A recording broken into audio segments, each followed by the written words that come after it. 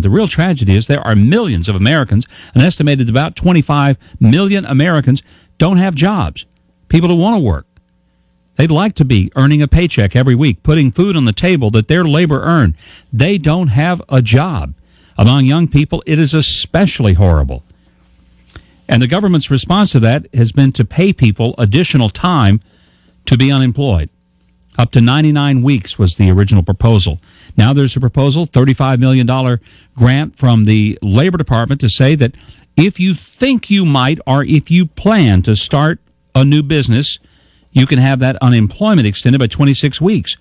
Other states, however, are starting to cut off the benefits because they just can't afford to continue to pay week after week after week for unemployment benefits when there's just no money to keep doing it.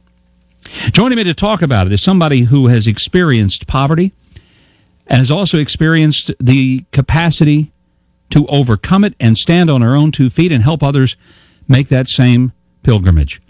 Star Parker is the president of CURE, and she's also a nationally syndicated columnist and a very dear friend, and I am delighted to have Star Parker on the Mike Huckabee Show. Star, it's good to have you, and thanks for talking about the unemployment issue. It's a big deal, and I know that there are a lot of people that are very afraid. It's good to be with you, Mike, and it's very hard. It's hard to start a new business because liberalism has made it very, very difficult with regulations and new rules. Even to do something as simple as daycare in your home, you have to jump through a lot of hoops. People are scared. The stimulus was government bailout, and the problem with government bailout is the same as government handout. And you're absolutely right. I know firsthand about government handout. It keeps you trapped in thinking government can answer your problems. 7 years I wandered in and out of their political promise to help me, living on welfare, in and out, 3.5 years consistently. And it's just a trap. It's hard to then recover. It's hard to recover from unemployment. And that dependency on unemployment, and then say, okay, now what do I have to do? But we know, especially being people of faith, that there is hope as well, that there are things that people can do to recover themselves. But we have to first admit that there's a problem. This administration has made matters worse, and this is a problem. Star Parker is my guest here on the Mike Huckabee Show. She is the president of CURE. CURE stands for the Center for Urban Renewal and Education. Star, let me ask you to go back and talk about the transition that you yourself made from being on welfare to being able to be not only independent, but to be a college graduate, to train people how to be independent, an author of several wonderful best-selling books, including one that I love the title of, Uncle Sam's Plantation, another book you wrote, White Ghetto. Tell me what was the moment at which you realized that government assistance was not what you wanted to do for the rest of your life, and how did you get past it?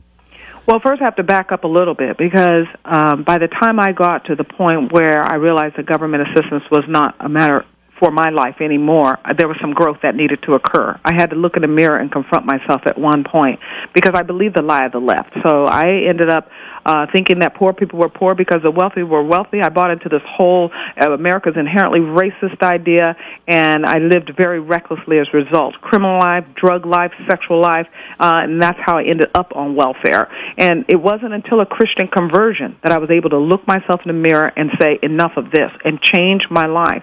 Someone confronted me with the gospel. I believe that perhaps there's another way. Obviously, I wasn't doing well by what, in the little time I have here on this earth, by myself. So I received Christ, and my life began to change. It was a couple of years into understanding the principles of salvation, understanding how to adopt a biblical worldview, that I was able to confront welfare. When the preacher looked out at 4,000 people and said, why are you living on welfare? The government is not your source. God is. I had to think about what he was saying. And after accepting those truths, I wrote my caseworker, told her to take my name off. So I can understand on a very personal level the fear that will grip someone that thinks my unemployment, that next check, is the last check. Because not only did I write them and say, take my name off, so I had to start. I had to go in and get a job answering phones in a food distribution company because I had ruined my life, so I had no real resume to speak of. And I needed to start a life. And I started, and I built up, and I was able then to build a business. And in the 1992 Los Angeles riots, I lost that business. So again, I had to start over. So I really understand the fear confronting people, but I'm here to encourage them that there is a new start, that they don't have to look at yesterday's circumstances, that there are things that they can do. And the first thing you want to do is keep faith alive. You want to make sure that you are still being very charitable in your life. You can't outgive God, so this is not the time to cut back on tithes and offering, but also it's a time to volunteer, because there's nothing more humbling and stimulating than to go help somebody who's in a more desperate situation than you are.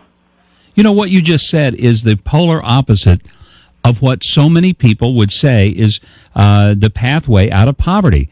It's like, take everything you can get, stand in as many lines and be patient and wait until the government comes and shows up to rescue you. What you've just described is that it's not something external, it's internal. For you, coming to know Christ, having a personal transformation of your inner self, not just transforming your educational level or where you lived. It wasn't about getting a better apartment or a better car, about getting a better you. Starting there. Better you, absolutely. And I think that that's what everyone has to do. I think that what this whole economic downturn is about is for us to check ourselves. We were asked 2 times in our most recent history to check ourselves. We were asked during the 90s when Bill Clinton declared that it was the economy stupid, and to take our focus off of some of these social issues, because at that point we were very focused on social issues, especially what abortion was doing in our society. Then again in 2001, after we were hit so hard, there were men of God that said we need to check ourselves. That's the first thing you do, is look and say, what am I doing? What is it that God is trying to say to me? You know, when you think about tragedy and pain and suffering, this is a wonderful opportunity to say, okay, let me get to know a little bit deeper what God is saying to me in my life. You know, according to the proverb, he says, when God seems hidden, you reach deeper for him. But we didn't do it. We focused on the economy again. And so now we have another challenge confronting us. And I really think God is trying to tell us some things about ourselves, not only looking internally, but rejecting some of the things that we've bought into, this whole mindset of redistribution, that somebody else will take care of our problems, has to be checked in our own personal lives.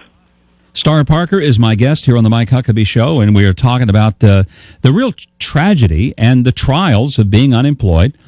Star has been there. But now she leads an organization, is president of CURE, the Center for Urban Renewal and Education, a nationally syndicated columnist.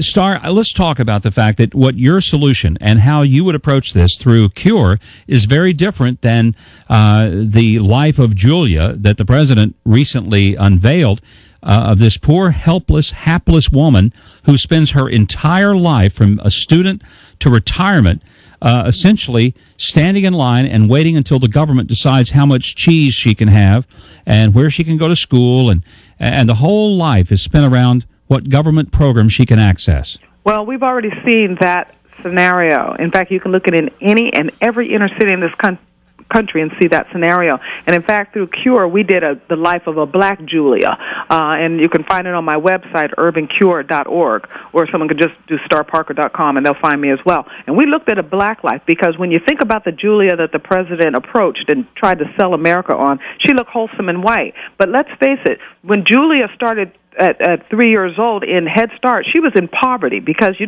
qualify for Head Start unless you're already in poverty, and therefore the chances that she was the description that Barack Obama put out there, on her way to the American dream through starting her own business, but she just needs our help through government-funded daycare, was a lie. Let's look at what really happens when you have single-headed households and the difference between a single-headed household and a marital household raising children. Let's look at the damage that they've already done with this left-wing social engineering in the black community, to where it's so underappreciated. In the 60s, 70% of black children were in marital households. And today, after that war on poverty, 70% of black children are raised in single households.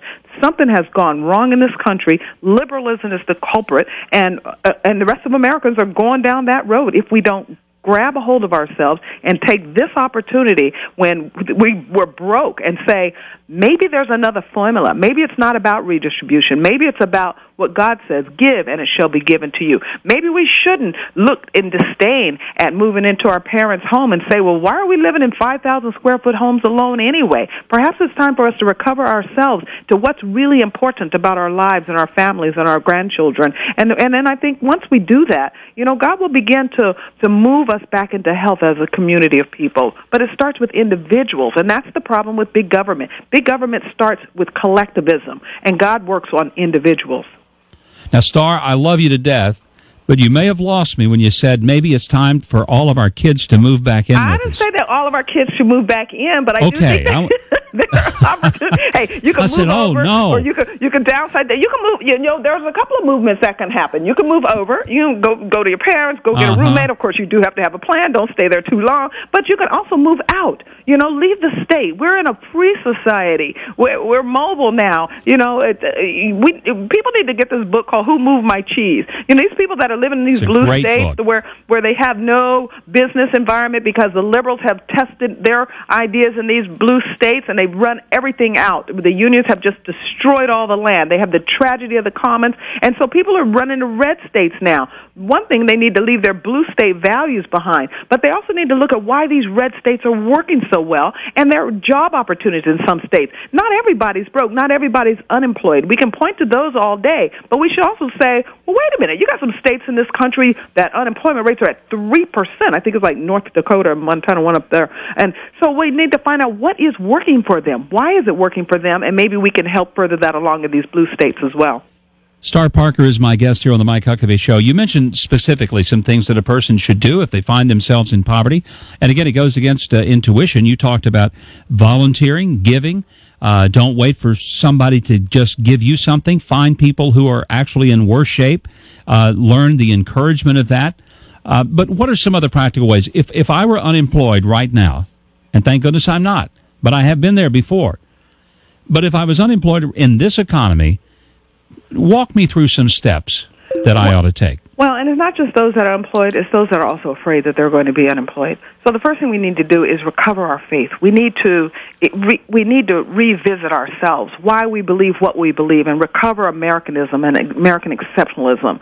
My life story is the embodiment of American exceptionalism. Anyone from anywhere, even someone that breaks their life, can start over and can begin again. So we have to encourage ourselves. And a really good book for encouragement, if somebody is unemployed and saying, I just can't handle this, it's called He Still Moves Stones, and it's by a guy named Max Lucado. He's great. I love Max Lucado. Oh, my goodness. This one, He Still Moves Stones, will encourage you that he still moves stones. That stone moved, and if we believe that, then he will move this stone too. And there are things that we do need to do. I know we joke about our kids coming back home, but if somebody in your family is struggling, would you rather them go to the state, go to your neighbor, and have some politician force them to pay for that bill, as opposed to saying, wait a minute, let's see if we can recover ourselves for a temporary period of time so that we can pull ourselves back together. We have to admit we've made some mistakes. People got in way over their head. Some of my personal friends got in way over their head, and it just went on and on and on, and now the rug has come off from under it, and it's time for us to say, okay, let's dust off as American people,